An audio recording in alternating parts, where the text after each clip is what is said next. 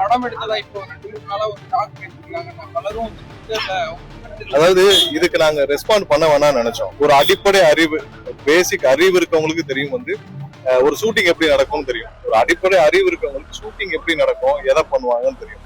எங்களோட நீங்க பத்திரிகைகள் அனைவரும் எங்களோட டிராவல் பண்ணீங்க, எங்களுக்கு கூட இருந்தீங்க. எங்களோட மீடியா வேன்ல உங்களுடைய மீடியாவும் தான் இருந்துச்சு. நீங்க எல்லாம் சேர்ந்துதான் அந்த மீடியா வேன் கூட டிராவல் பண்ணீங்க.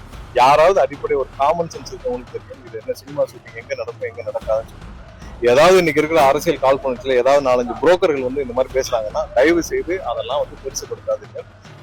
எல்லளவும் இன்னைக்கு அரசியல் காழ்ப்புணர்ச்சிக்காக வெளியில இருந்து ஒரு 4-5 பேரை வச்சு இப்படி பேச வச்சாங்கன்னா தயவு செஞ்சு அதெல்லாம் இந்த மாதிரி கொண்டு போகாதீங்க.